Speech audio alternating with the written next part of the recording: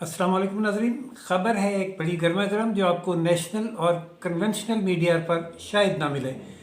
और ख़बर आई है बलूचिस्तान से। बलूचिस्तान हाई कोर्ट ने DHA एक्ट की कुछ शिकों को आइन से मुतसादिम होने की बुनियाद पर कालादम करार दे दिया है। डिफेंस हाउसिंग अथॉरिटी एक्ट के ख़िलाफ़ ये दरख्वास्त एडवोकेट काशिफ काकड़ ने दायर की थी। DHA एक्ट के ख़िलाफ़ दरख्वास्त की समाअत चीफ जस्टिस जमाल मंदोखेल की सरबराही में 5 रुकनी बेंच ने की। इस बेंच के दीगर अरकान में जस्टिस नईम अख्तर अफ़गान, जस्टिस हाशिम काकड़, जस्टिस अब्दुल हमीद बलोच और जस्टिस अब्दुल्ला बलोच शामिल थे। चीफ जस्टिस जमाल खान मंदोखेल ने मुकदमे की तफसीली समाअत और दोनों तरफ के दलाइल सुनने के बाद अदालत में अपना मुख्तसर फैसला सुनाते हुए करार दिया कि DHA एक्ट 2015 की शिक नंबर 2Q यानी 2Q 6B 14(1) and 14 आइन से मुतसादिम हैं। DHA के एग्जेक्टिव बोर्ड को मखसूस इलाके के इस्तेमाल की दी गई इजाज़त भी कालादम करार दी जाती है, जबकि DHA को अराजी के हसूल के लिए दी गई इजाज़त भी गैर आइनी इक़दाम है। मुअज़्ज़िज़ अदालत ने करार दिया कि सिर्फ वफाक और सूबाई हुकूमतें ही अवामी मफाद में किसी की ज़मीन हासिल या एक्वायर कर सकती हैं। अदालत ने अपने फ़ैसले में मज़ीद कहा है कि 2015 में उस वक्त की हुकूमतों को ये इख्तियार नहीं था कि वो निजी या गैर सरकारी अदारे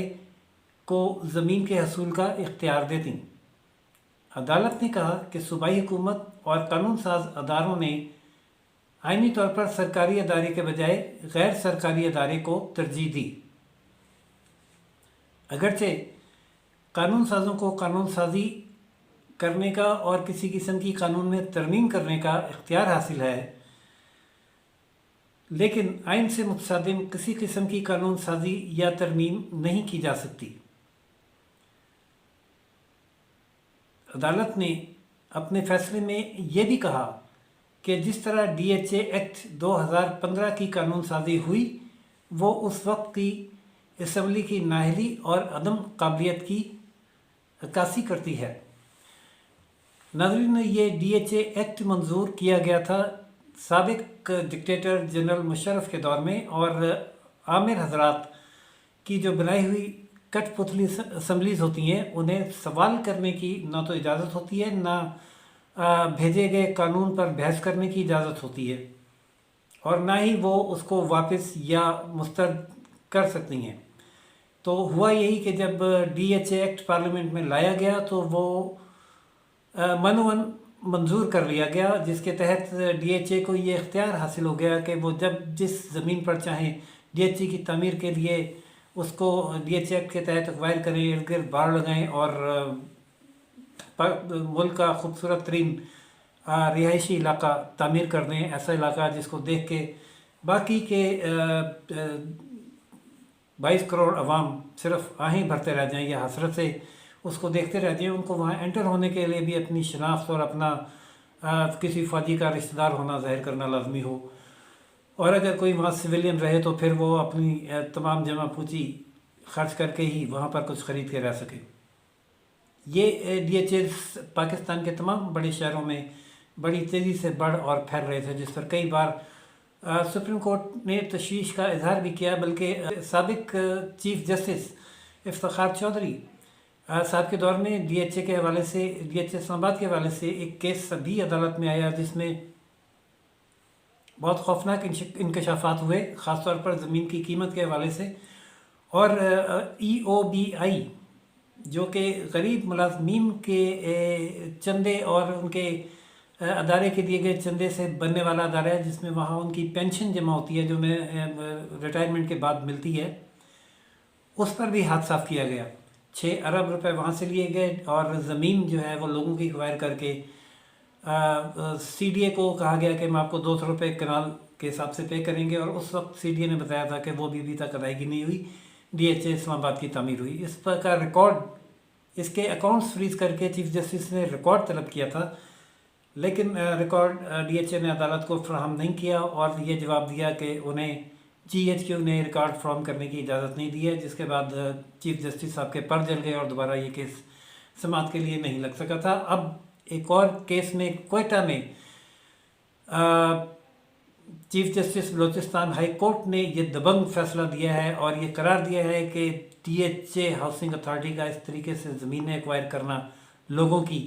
اونے پونے داموں، یہ آئین سے متصادم قانون ہے جو منظور کیا گیا۔ اس زمانے کی اسمبلی نے اس کی منظوری دی اور اس کی یہ منظوری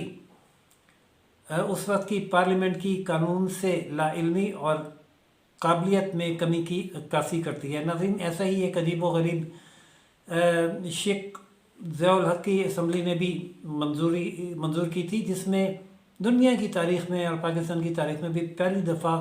پاکستان کے آئین میں ایک شخص کا نام لکھا گیا تھا، اور وہ یہ تھا کہ اگر لوگ اسلام چاہتے ہیں تو اس کا مطلب یہ ہوگا کہ chief of army staff general Muhammad Zia ul Haq Pakistan کے آئندہ 5 سال کے لیے صدر ہوں گے۔ یہ عجیب و غریب شک منظور ہوئی تھی جو بہرحال 18ویں ترمیم میں شاید مجھے یقین نہیں ہے کہ ختم ہو گئی ہے، اور اب یہ نام آئین میں موجود نہیں ہے۔ تو ناظرین، جو اسمبلی جو قانون پاس کرتی ہیں آمروں کی اسمبلیاں، وہ ایسے ہی مزے کا خیز قوانین ہوتے ہیں، یا ایسے قوانین ہوتے ہیں جو عوام الناس کی وسیع تر مفاد میں نہیں ہوتے بلکہ مخصوص مفادات کے حامل ہوتے ہیں، جیسے کہ یہ DHA ایکٹ آپ کے سامنے ہے، اور جو اب جس کی شکوں کو بلوچستان ہائی کورٹ نے کالعدم قرار دیا۔ لیکن جو قوانین عوامی اسمبلیاں بناتی ہیں وہ عوام کی فلاح و بہبود کے لیے ہوتے ہیں اور عوام کی اور ملک کی بنیاد مضبوط کرنے کے لیے ہوتے ہیں، جیسے کہ بھٹو کی آئین ساز اسمبلی نے 1973 کا